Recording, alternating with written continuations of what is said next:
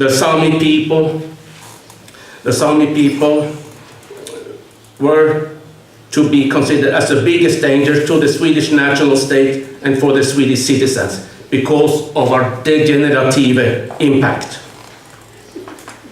Even though I dare to name a few names, it can not be so easy, so we can claim that anything that struck or hit the Sami nation easily can be blamed on those single individuals in leading positions. Instead, the only conclusion is that the government and the Swedish parliament created a systematic error that since then prevented a negotiated solution between the representative of the Sami delegations, the Sami nations, together with the representatives of the Swedish government and the parliament.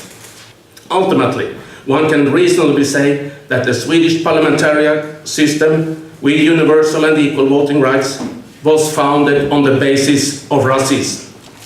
The Sami culture was struck with a cultural genocide already in the beginning of the democratic years. As a result, the historical largest theft that could happen in Sweden, a theft that was also politically organized, when the theft of the Sami nation's collectively owned natural resources took place by the Swedish state.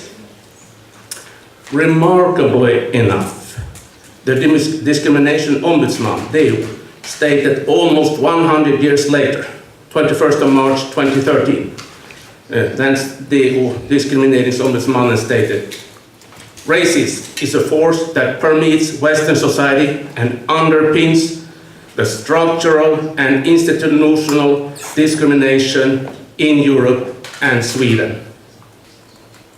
The government and parliament has not yet shown any interest in bringing about a change in the current situation, which was established first in 1928 and later repeated in 1971's law, and as a colonisateur and as a Western government, Western parliament, they also realized that the most efficient to bring indigenous culture to its knee is to make it discriminating to be indigenous woman and to transfer the culture, indigenous culture, to the children, to the grandchildren, to your neighbors' children, etc. Meanwhile, the emasculation of the Sami culture did continue from the side of one state and the so-called development of the Luleå River Valley, it continued. Dams and hydropower stations were built one after another, and finally 15 hydropower stations were constructed to the full length of the river. No longer could the mighty salmon runs take place in the river. No longer could the Sami people or the small-scale farming settlers harvest the river for their need to fish in order to get fresh food. Food sovereignty of the inhabitants along the Luleå River, which could control the access and sovereignty of the food, are so valuable and so important that it cannot be described in words. And it was not so long time ago that it was hunger demonstrations in Sweden, and it is with fear we notice the destroyment of the possibilities to have control over the food production, also in the north. The forest on the both sides of the slopes of the river valley has been clear-cutted, and roads has been built everywhere. It's only 500 meters to the nearest road wherever you are, except in protected areas. Gravel pits, power lines, and also later plans to establish an open pit mine affect the environment. All this also affects culture remaining. Both the Sami as well as the settlers' cultural landscape has been seriously damaged. An industrial landscape is created by the Europeans and the global market's demands for free access to indigenous territories in the Arctic. The Sami cultural landscape has been, with all its diversity, has been replaced forever. Access to unharmed taiga with the remaining old forest will not only be valuable for reindeer herding, but also for saving and protecting the resilience against the climate change.